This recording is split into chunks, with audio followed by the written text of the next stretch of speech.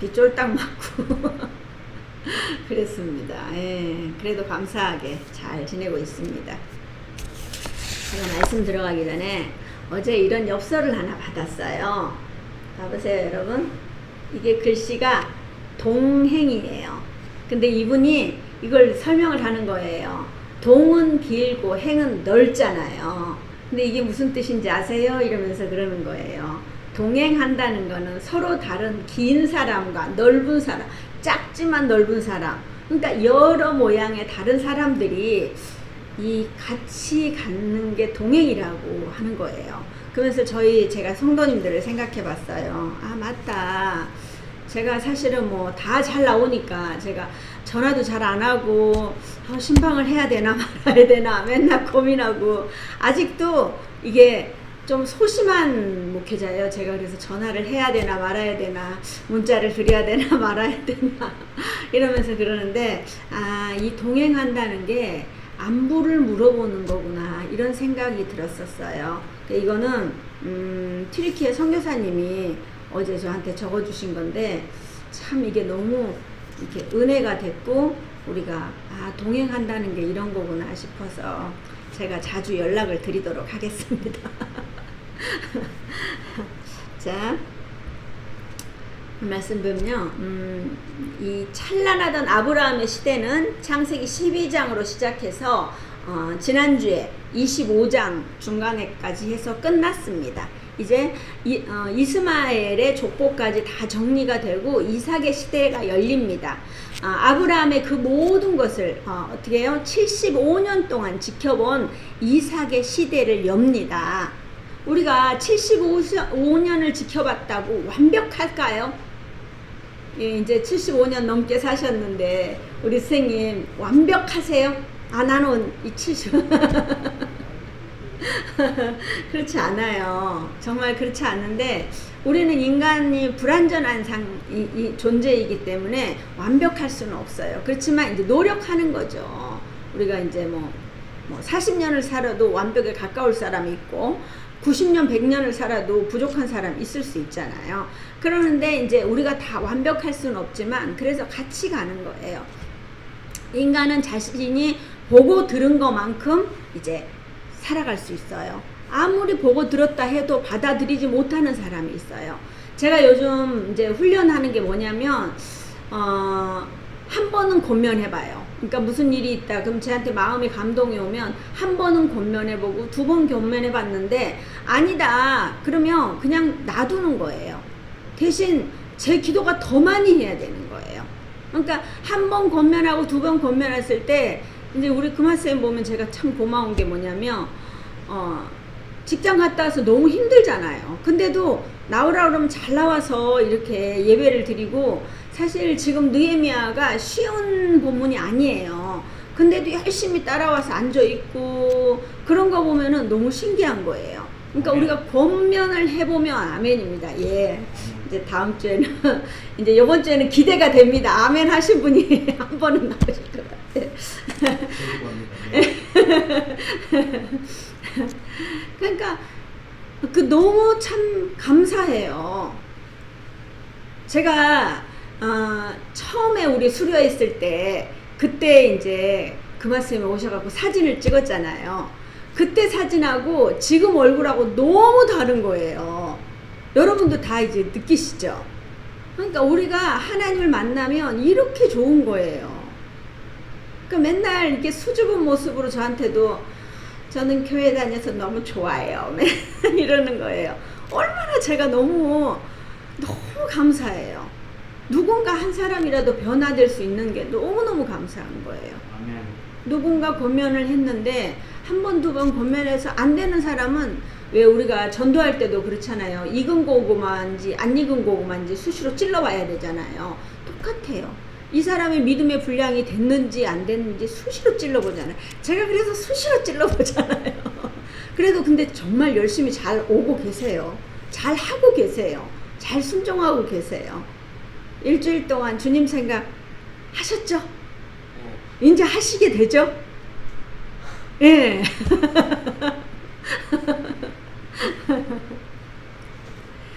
그치? 제가 항상 그러잖아요. 왜 안 됐어? 안 하면 벌금 얼마 내야 돼? 이게 아니고 할 때까지 권면하는 거, 할 때까지. 저도 마찬가지예요. 그래, 너무 잘한다. 그래, 잘하고 있어. 그래, 하고 있지. 이렇게 체크해 주는 게 좋지. 네 이만큼 잘해서 못해. 이러면 안 되잖아요.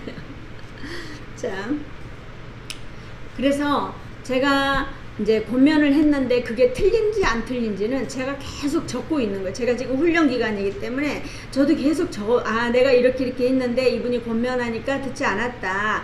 근데 그거를 두고 내가 마음에 있었기 때문에 그걸 두고 기도하잖아요. 언젠가는 이래서 내게 이런 마음을 주셨구나. 이런 게 막 나타나요. 여러분들도 그렇잖아요. 뭐 기도 응답이 되니 안 되니 해도 나중에 여러분들이 기억하면 생각지도 못한 것들이 응답돼 있는 그런 일들이 정말 많아요.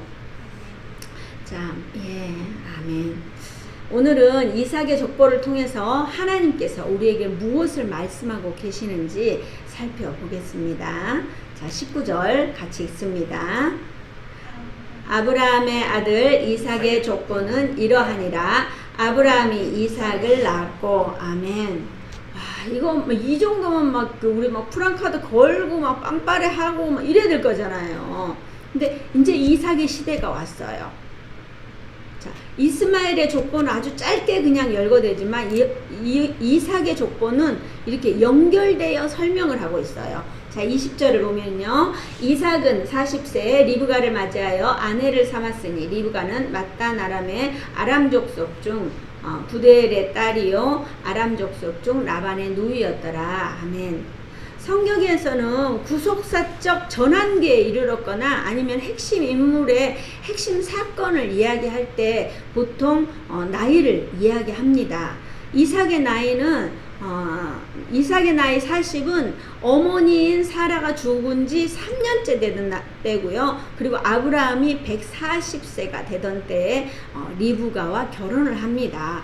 언약의 후손이기에 꼼꼼하게 기록해 줍니다. 여러분 혹시 일기 써보셨습니까? 일기를 쓰면 그때 그 날짜를 다 적어 놓잖아요. 그러니까 이때가 내가 몇 살 때고 그때 이런 일이 했구나 이러면서 우리가 이렇게 알 수가 있는 것처럼 여기도 이제 이렇게 나이를 이야기해 주니까 요때에 그랬구나라는 걸 우리가 알 수 있어요. 리브가 또한 또 어떻게 보면요 굉장히 자세하게 기록해요. 리브가는 밧단 아람의 아람 족속 중에 부드엘의 딸이에요. 아람 족속 중에 라반의 누이예요. 부드엘의 딸이라고만 해도 이렇게 되는 상황인데 나중에 라반이 큰 역할을 하기 때문에 리브가를 설명할 때는 항상 라반이 등장합니다. 자, 신앙의 계승을 위한 리브가의 혈통과 신앙의 뿌리를 잘 알려주고 있습니다. 자, 21절. 이삭이 그의 아내가 임신하지 못함으로 그를 위하여 여호와께 간구하매 여호와께서 그의 간구를 들으셨으므로 그의 아내 리브가가 임신하였더니. 아멘. 자, 성경에는 임신이 늦은 여인이 많이 나와요. 먼저 이제 사라도 그랬었고 또 라헬이라고 나와요. 그리고 한나, 엘리사벳이라고 나오는데 이분들이 다 아이를 늦게 가졌어요. 근데 하나님께서는 언약의 후손이 단순히 자연적인 어떤 생산과 과정을 통해서 거저 얻어지는 것이 아니라 하나님 그 당신의 은혜로 말미암아 그 주신 은혜 그 산물이라는 것을 알게 하시는 거예요. 자, 남편이 기도한 것도 리브가 뿐이에요, 사실은. 그러니까 다른 사람들은 그냥 보통 이제 여자들이 같이 기도하고 그랬더라 뭐 이렇게 하는데 한나도 막 기도할 때 술 취한 사람처럼 막 기도하고 이랬었잖아요. 그런 것처럼. 근데 이제 이게 남편이 기도해서 낳은 아들이에요. 이삭은 묵묵히 20년을 기도해서 리브가가 임신을 합니다. 하나님께서는 백성들의 간절한 호소에 결코 외면하지 않습니다. 자, 우리가 항상 어떤 일을 할 때 하나님께서는 외면하지 않습니다 라고 그냥 딱 끝나버리는 게 아니라 그게 근거가 뭔가 항상 찾아봐야 됩니다. 물론 뭐 우리가 여기에서 이삭이 기도해서 뭐 그렇게 나았다 이렇게 하면 그런갑다 이렇게 끝나는 것도 있지만 근거하는 이렇게 본문들이 많이 있어요. 에레미야 33장 3절에 보면 너는 내게 부르짖으라 내가 내게 응답하겠고 내가 알지 못하는 크고 은밀한 일을 내게 보이리라. 아멘. 또 요한복음 15장 7절에 보면요 너희가 내 안에 거하고 내 말이 너희 안에 거하면 무엇이든지 원하는 대로 구하라 그리하면 이루리라. 아멘. 또 야고보서 4장 3절에 보면은요 이거 정말 중요해요.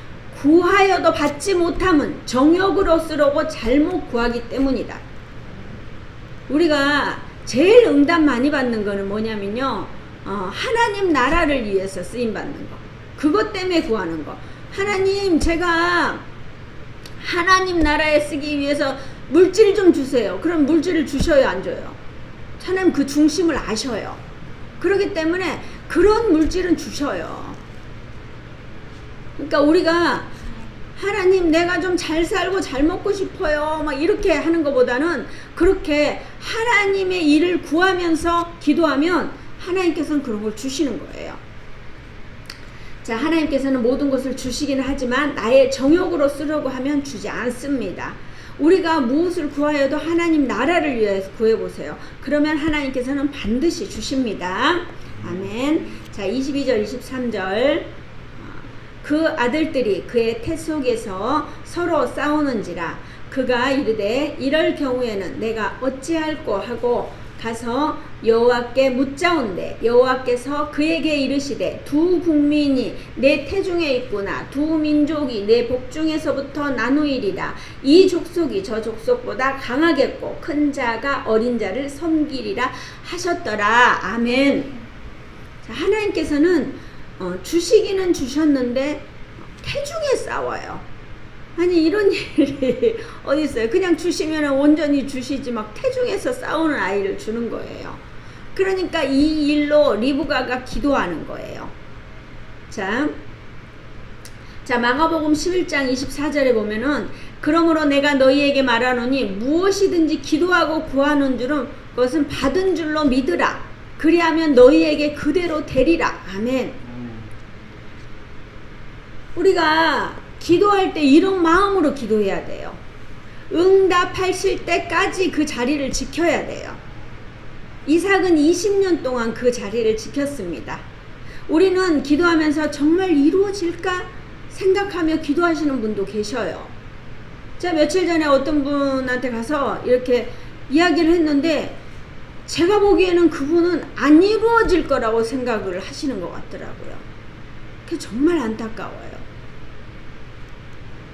하나님께서는 어떤 걸 들어주시고 어떤 걸 안 들어주실지 우리는 알 수 없잖아요. 그러니까 기도해보는 거예요.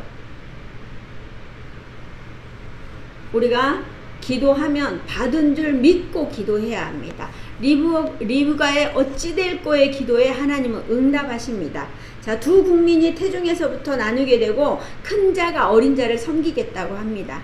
자, 형제들끼리 싸우는 것만 봐도 우리가 기가 막힌 노릇인데 아직 태어나지도 않은 이 아이들이 뱃속에서 이게 두 국민으로 나뉜다고 하는데 참 이게 낳는 게 쉽지가 않았을 거예요.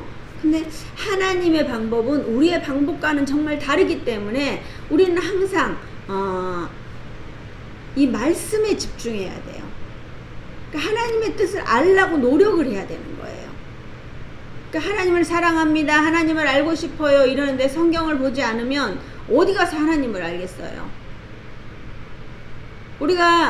저도 그래서 회개했어요. 이 말씀을 보면서 네, 우리 성도님들하고 잘 친하게 지내려면 자주 만나고 자주 전화해야 되는데 그렇지 못해갖고 제가 좀 회개를 좀 했어요. 우리도 마찬가지. 그러니까 말씀을 보고 말씀이 기준이 돼서 말씀으로 우리가 깨닫는 은혜가 있어야 합니다. 자, 24절부터 26절 그 해상 기한이 찬즉 태에 쌍둥이가 있었는데 먼저 나온 자는 붉고 전신이 토록 같아서 이름을 에서라 하였고 후에 나온 아우는 손으로 에서의 발꿈치를 잡았으므로 그 이름을 야곱이라 하였으며 리브가가 그들을 낳을 때 이삭이 60세였더라. 아멘. 자, 정말 쌍둥이가 나옵니다. 먼저 나온 자는 붉고 전신이 토록 같아서 이름을 에서라 하였고요. 먼저 나온 자는 붉고 전신이 이게 전신이 토록 같다고 그랬잖아요. 이게 뭐예요? 그러니까 처음에 나온 사람을 에서인데 이게 서로 정말 상반되는 그런 한 뱃속에서 나오는데 다른 아이가 나오는 거예요. 자, 근데 야곱은 어떻게 생겼어요? 야곱은 그냥 나왔더라. 그냥 발꿈치만 잡고 나왔다고 이렇게 돼 있어요. 이삭의 나이 40에 결혼하여 60에 자녀를 낳아요. 20년이 걸린 거예요. 이 20년 동안 묵묵히 기다리고 기도했는데, 그러면 멋지고 잘나고 똑똑하고 뭐 그런 사람을, 그런 아이를 줘야 되는데 이게 어떻게 해요? 이게 뭐 뱃속에서도 싸우는 애를 주는 거예요. 근데 이삭은 하나님께서 주실 때까지 기다렸고, 근데 그 기다림으로 이 아이들을 이렇게 키울 수 있었어요. 자, 27절 28절. 그 아이들이 장성함에 에서는 익숙한 사냥꾼이었으므로 들 사람이 되고, 야곱은 조용한 사람이었으므로 장막에 거주하니, 이삭은 에서가 사냥한 고기를 좋아하므로 그를 사랑하고 리브가는 야곱을 사랑하였더라. 아멘. 자, 자식은 절대 편애하면 안 됩니다. 에서는 익숙한 사냥꾼이었으며 들 사람이 되었다고 하는데, 에서는 집에 있지 않고 어디에요? 광대한 초원이나 들판을 다니는 사람이었어요. 그러니까 이는 어떻게 해요? 그런 데 가서 뭐 하겠어요? 그냥 뭐 풀 뜯고 놀겠어요? 아니에요. 이는 항상 피를 보는 다혈질이라는 거예요. 생명을 죽여야 하는 사냥꾼이라는 거예요. 이런 에서를 이삭은 좋아합니다. 그냥 아들이 좋아서 좋은 것이 아니라 이삭은 에서가 사냥한 고기가 좋았습니다. 이삭은 조용히 아버지께 순종하며 제단의 제물이 되겠다고 할 정도로 정말 심정이 착하고 순종적인 사람이었습니다. 하지만 고기를 좋아하기에 자신에게 고기를 가져다주는 에서만 사랑합니다. 육의 것을 좋아합니다. 훗날에 야곱도 요셉을 특별히 편애했기 때문에 형들에게 미움을 사서 애굽의 노예로 팔려가는 지경까지 이룹니다. 부모의 역할은 중요합니다. 자녀를 편애하지 않고 중심을 지켜줘야 합니다.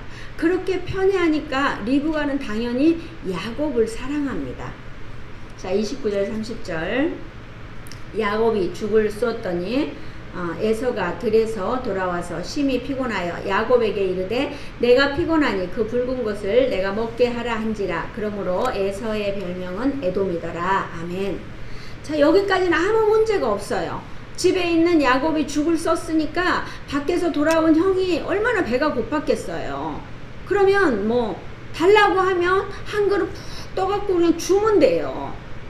그런데 그렇지 않습니다. 자, 31절 봅니다. 야곱이 이르되 형의 장자의 명분을 오늘 내게 팔라. 이 얼마나 주도 면밀한 조건 제시인 거예요. 예를 들어서 여러분 생각해 보세요. 형하고 같이 뭐 먹는데 형 내가 이거 줄 테니까 형 집 내줘 이러면 어떻게 해요? 줄 수 있어요? 줄 수 없잖아요.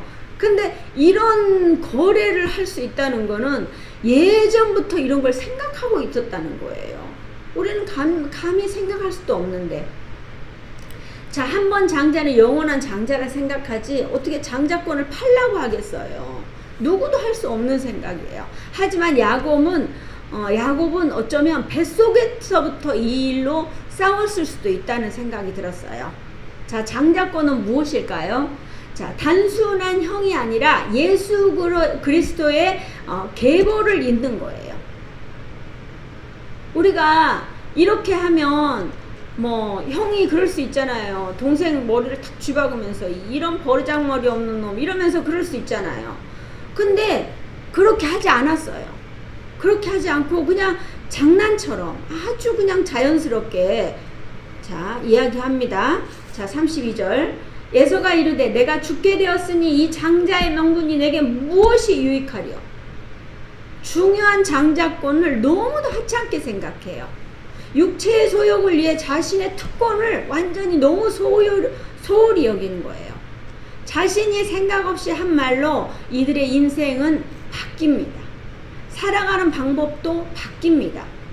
자, 에서에게 장자권은 팥죽 한 그릇보다 못하게 여기니 장자권은 자신의 것이 아닙니다. 우리가 정말 가지고 있는 거를 정말 소중히 여길 줄 알아야 돼요.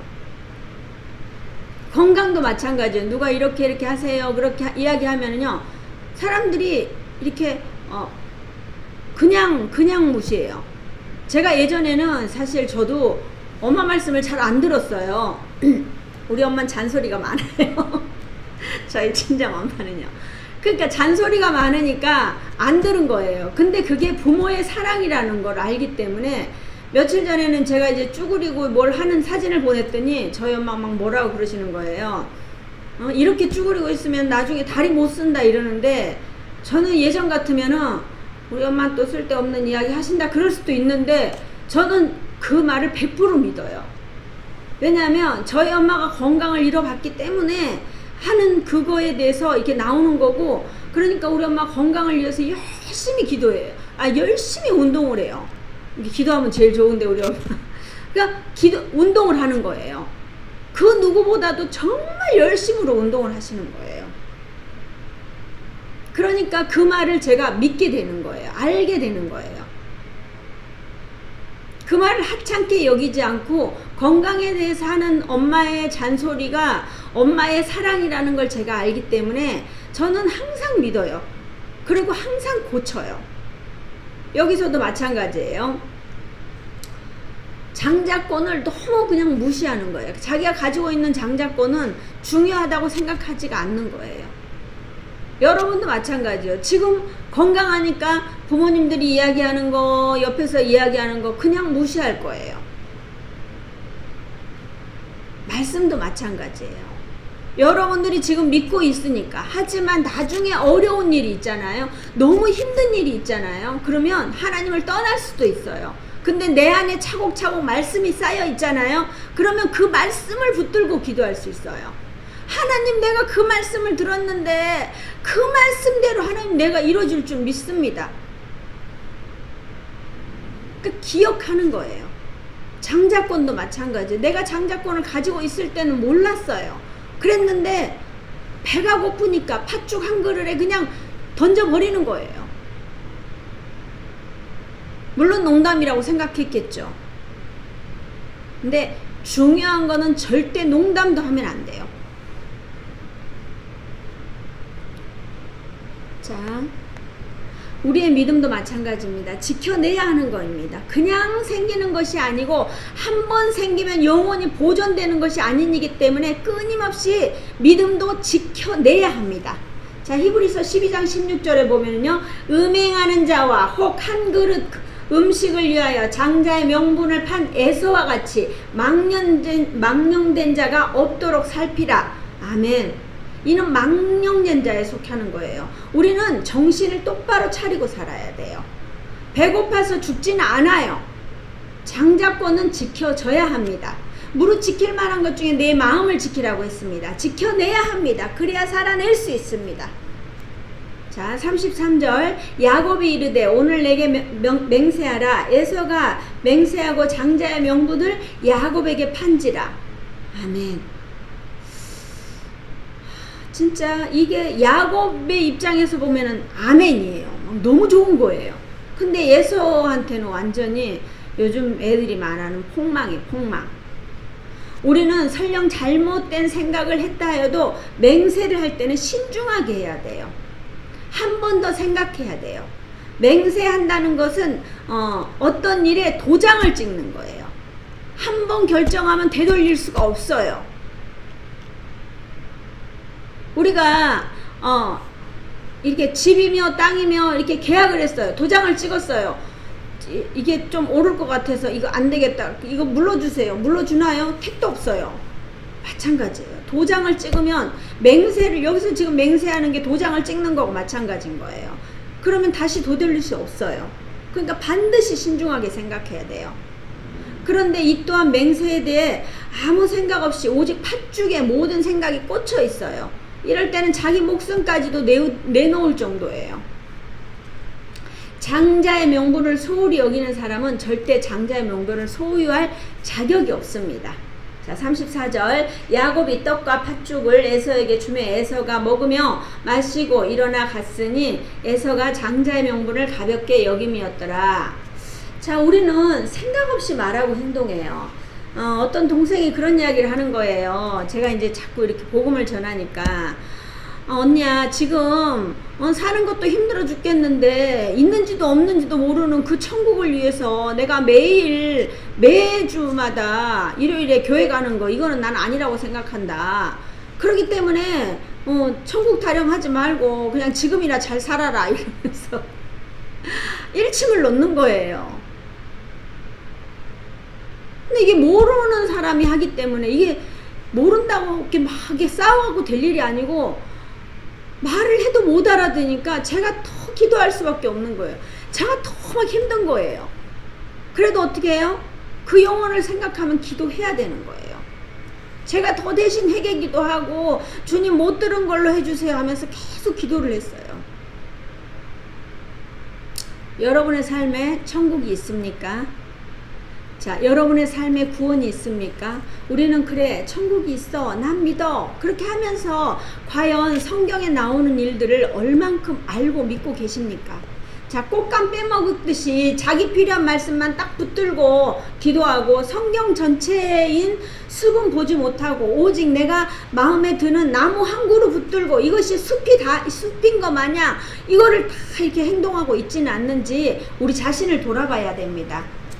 자, 사랑하는 동역자 여러분, 우리는 오늘 이 시점에서 소중한 것을 소중히 여기지 않고 그냥 흘려보내고 있지는 않는지 생각해 보시길 소원합니다. 자, 내가 과연 어디에 맹세하며 살고 있는지 생각해 보시길 소원합니다. 자, 예수님 믿는다고 모두 다 옳은 것은 아니에요. 그름 속에서도 인도하시는 하나님이 계시기 때문에 우리는 넘어졌다가도 다시 일어날 수밖에 없습니다. 자, 주님을 붙드십시오. 우리가 주님을 붙들고 계셔야 합니다. 다시 돌아올 수 있어야 합니다. 우리 삶에 다시금 주님께로 돌아오는 은혜가 있기를 주님의 이름으로 축복